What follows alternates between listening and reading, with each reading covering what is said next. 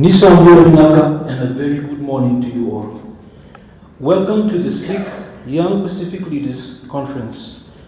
A very warm welcome to young leaders from around the 20 Pacific countries and territories that you all represent. May I also extend my appreciation to the United States of America and the cultural visitors for holding this event and choosing Fiji and Suva as the host city. Ladies and gentlemen, the next 4 days will help develop your skills and professional networks to address regional challenges. You will get to hear from experts from across the Pacific who will lead you through training and roundtable discussions, which in turn will deepen your knowledge of the Young Pacific Leaders Program pillars. Ladies and gentlemen, these 4 pillars are the cornerstone of your development and addresses the 4 important areas of your development, which are civil leadership, environment and resource management, education, economic and social development. However, please allow me to share this to you as young leaders of the Pacific. From here, you will return to your home countries and organize community service projects where you will lead, engage, advocate, drive change, and serve. Young leaders, to lead is to serve.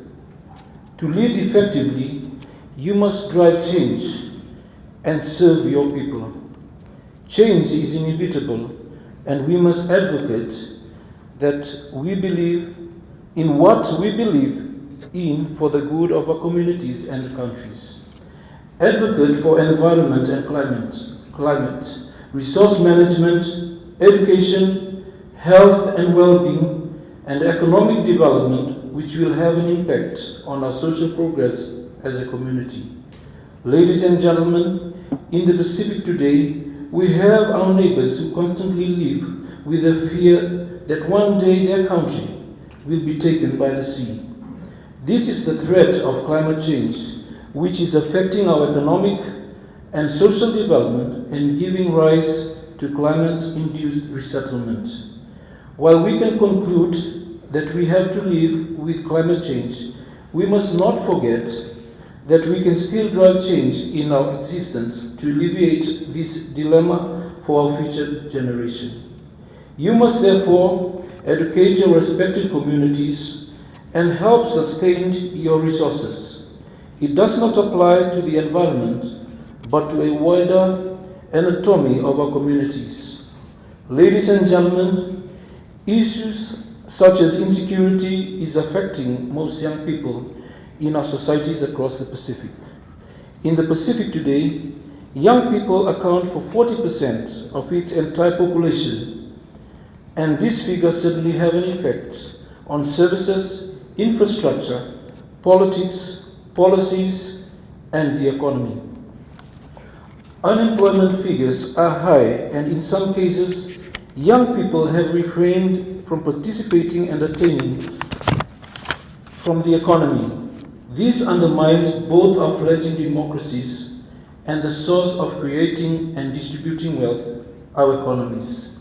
Ladies and gentlemen, as young Pacific leaders, I challenge you to advocate for change and volunteer your time, skills, knowledge, and enthusiasm to stimulate the quality of life in your community or find ways to positively influence individuals, organizations, and issues, and contribute to the common good of your communities.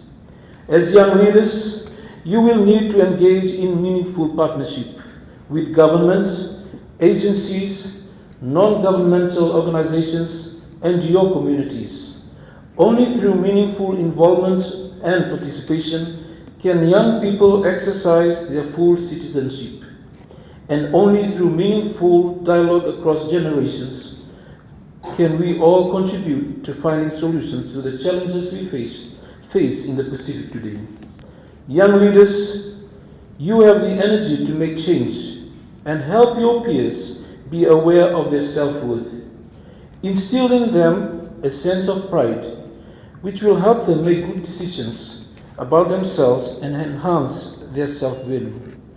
I am confident that you have your own youth network in your respective countries, and I urge you to use this network and rediscover yourselves as future leaders of tomorrow.